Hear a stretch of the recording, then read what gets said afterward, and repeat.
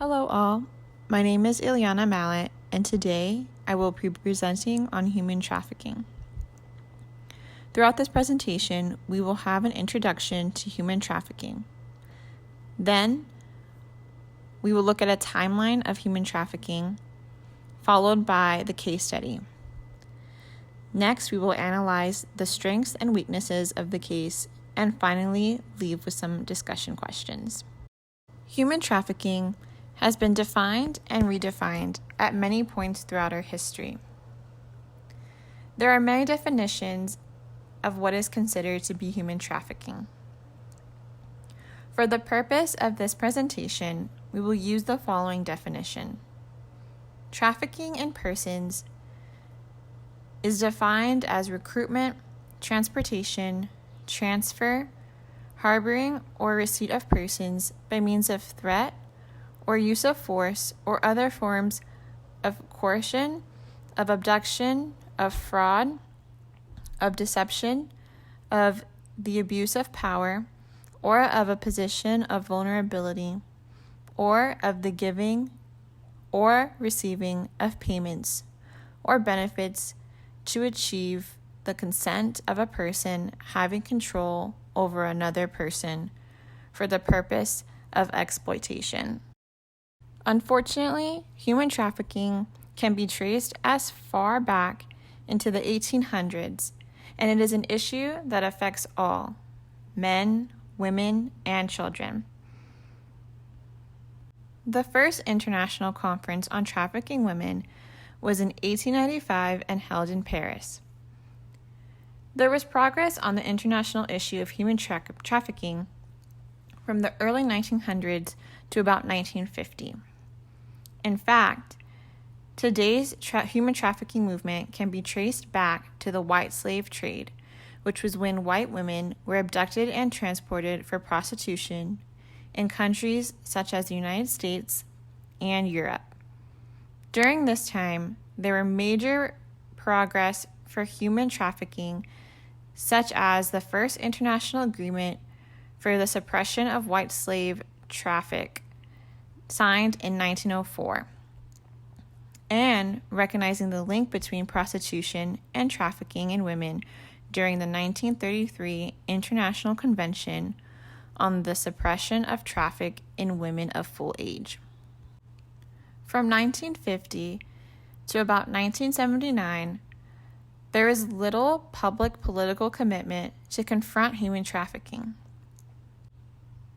We can contribute this to the Cold War and the tensions in international politics.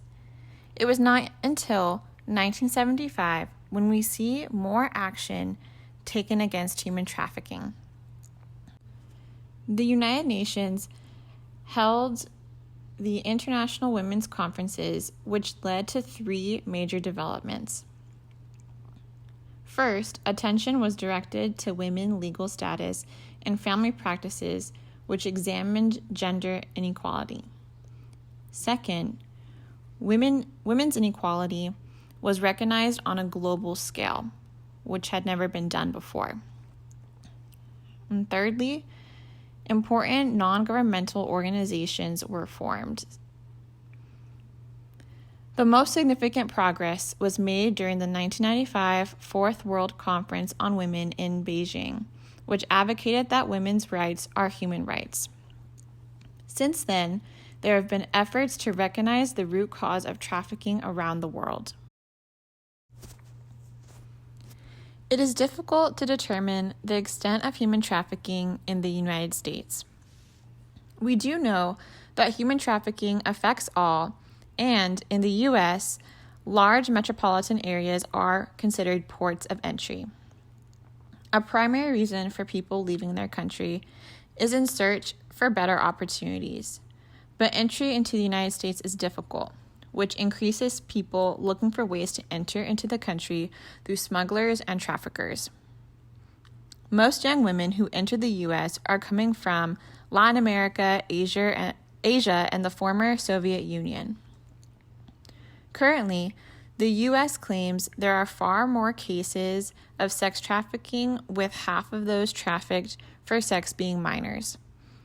The case presented in the reading looks into the U.S. establishing the Trafficking Victims Protection Act, also known as TVPA, and the United Nations establishing the Palermo Protocol.